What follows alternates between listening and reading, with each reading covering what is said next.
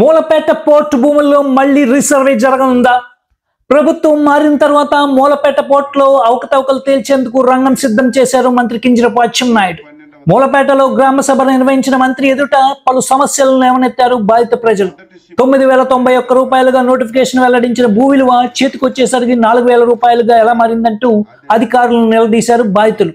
సుమారు 40 మంది రైతులకు అన్యాయం జరిగిందంటూ 11 ఎకరాలు ఉన్న వారి భూమిని 2 ఎకరాలుగా రికార్డ్ చేశారంటూ వెల్లువెత్తుతున్న ఆరోపణల నేపథ్యంలో మళ్లీ ఆ పోర్టు భూముల్లో రీసర్వే చేపట్టాలని మంత్రి అధికారిక యంత్రాంగాన్ని ఆదేశించారు. 350 ఎకరాల్లో మళ్లీ రీసర్వే చేపట్టి ఎలాంటి గొడవలకు ఆస్కారం ఇవ్వకుండా నిష్పక్షపాతంగా సర్వే చేస్తామని, దానికి అందరూ సహకరించాలని కోరారు.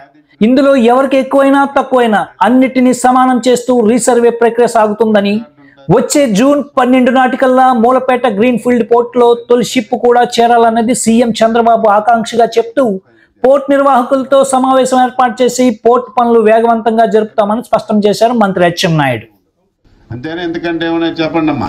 ఆ రోజు పీడిఎఫ్ కోసం సంథింగ్ చేసేటప్పుడు 9,91,000కి ఆ మేడం గారు సైన్ తీసుకున్నారు. ఇన్నిసార్లు మీటింగ్ అయినప్పుడు కూడా సిఆర్ అప్పలరాజు గారు వచ్చారు, దువ్వాడ శ్రీను వచ్చారు, ఆ రోజు నుండి collector, sub collector Rahul Kumar Reddy గారు వచ్చారు. వచ్చేటప్పుడు ఎంప్లాయీస్ కి ఈ జీవో ఉంది, ఈ గవర్నమెంట్ ఆర్డర్ ఉంది కనుక మీకు ఆఫ్ అమౌంట్ వస్తుందని ఎవరు మాకు చెప్పలేదు. కావాలంటే మా ఊర్లో ప్రతి ఒక్కరు ఉన్నారు, అతనే మా తాతగారు ఉన్నారు, మా మామగారు ఉన్నారు, ప్రతి ఒక్కరికి తెలుసు. ఊర్లో సంతం కూడా 9,91,000కి సైన్ చేయించుకున్నారు. వేసేటప్పుడు 4,41,000 వేశారు. పెళ్లి అడిగితే మీకు జీవో ఉంది ఇస్తామన్నారు. ఆ మేడం గారు ఏమన్నారు, జీవో రాహుల్ కుమార్ రెడ్డి గారు చేంజ్ అయిపోయి 100 సార్ వచ్చారు. అతను అన్నారు 15 days వాళ్ళకి జీవో పంపి, లేదంటే వాళ్ళ అమౌంట్ వాళ్ళ అకౌంట్లో వేయాలి. మీరు ఎలా ఆపారు? మీకు ఆ రోజు జీవో ఆర్డర్ ఏది నాకు చూపించి, ఇప్పుడు లేదు సార్, నేను ఫోన్ కాల్ ద్వారా ఆ రాహుల్ కుమార్ సార్ ఆఫీసర్ అని ఆమె సార్ దగ్గర అన్నారు. కావాలంటే ఆమె కొనుక్కోండి మాట్లాడు. అయితే 9,91,000 సంతకం పెట్టించుకున్నాం సార్. కానీ మనకి ఏంటంటే సర్వే అయినప్పుడు అంటే మనకి సర్వే అవుతుంది కదా సార్. సర్వే అయినప్పుడు ఎవరు కూడా గవర్నమెంట్ ఎంప్లాయీ సర్వే చేసిన టీం ఎవరు రాయలేదు సార్.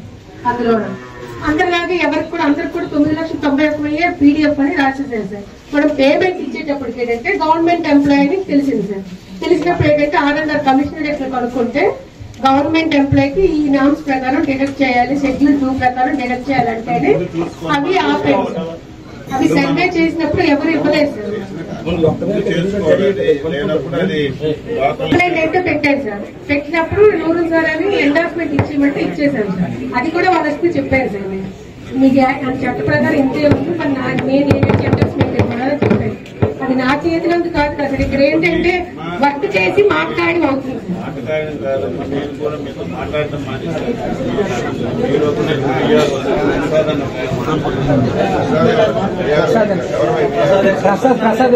కలెక్టర్ గారు ఎక్కడో ఎర్రమండలం నుంచి ఎక్కడి నుంచి ఒక టీములు పంపిస్తారు. వాళ్ళు ఏదో ఉన్నోడికి లేనోడికి రాసిస్తే మన లేదో చెప్పేయండి. మీరు ఇక్కడ లోకల్ గా మీరేం చేస్తారు? మీరు క్రాస్ చెక్ చేసుకోవాల్సిన అవసరం లేదా? అది కాదు, అంత డౌట్ గా మీరు 11 ఎకరాల భూమికి 2 ఎకరాల డబ్బులు ఏమవును ప్రయత్నం చేశారు.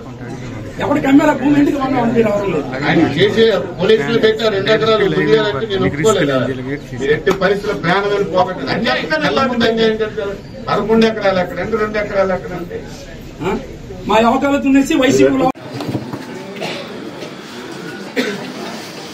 ఏ చిన్న ఉన్నా నా మీద వేసుకుంటుంది. ఇది నా గ్రామం, నేను మీద వేసుకునే బాధ్యత నాది. నా మీద మీకు అపారం నమ్మకం ఉంది, చేసే బాధ్యత ఉంది. ముఖ్యమంత్రి గారి ఆలోచన ఏంటంటే, మనం మొన్న జూన్ 12వ తారీఖున ప్రమాణ స్వీకారం చేశాం. మీరు కలెక్టర్ గారు వెళ్ళి మాట్లాడి వారికి ఒకసారి సమస్యలని తెలుసుకొని మీరు ముందుకెళ్ళండి. రేపు జూన్ 12వ తారీఖు 2025 సంవత్సరానికి మొదటి షిప్ వచ్చి ల్యాండ్ అవ్వాలి. నాకేం చేస్తారో తెలియదని చెప్పి స్పష్టంగా ఆదేశాలు ఇచ్చారు. అంటే మనం అంత ఫాస్ట్లాగా అయితేనే అవుతుంది. నేను ఇప్పుడే మేము అనుకున్నాం, ఇది ఒక వార్ ఫుటింగ్ మీద, ఏదో మనం ఈరోజు చెప్పి వెళ్ళడం కాకుండా మీరు టీమ్స్ వేసి 350 ఎకరాలు అంటే పెద్ద కష్టం కాదు. మనం టీములు వేసి మీరు ఎవరు ఇంటర్ఫీర్ అవ్వద్దు. మీరు వచ్చి ఓనర్స్ ఇక్కడ ఎవరైనా వాదించవద్దు, ఉన్నది ఉన్నట్టుగా రాయమని చెప్తాం. ఎవరైనా వాదించినట్టుకుంటే మళ్ళీ మనకు మ్యానిపులేట్ చేసినట్టుగా అవుతుంది. వాళ్ళకి ఒప్పచెప్పేద్దాం. రికార్డు ఉంటుంది, ఆఫీసర్స్ ఉంటారు. వార్ ఫిట్టింగ్లో ఒక 2-3 రోజులు అన్ని సర్వే చేసిన తర్వాత నేను అందరికీ మళ్ళీ కూర్చోబెట్టి ఫైనల్ చేస్తాను. నేను ఒకసారి రేపు ఎప్పుడు ఓనర్స్కి పిలిచిన తర్వాత మనం మెల్లమెల్లగా స్టార్ట్ చేస్తాం, లేకపోతే మనకు సమయం ఉండదు. అంతేనా? ఎందుకంటే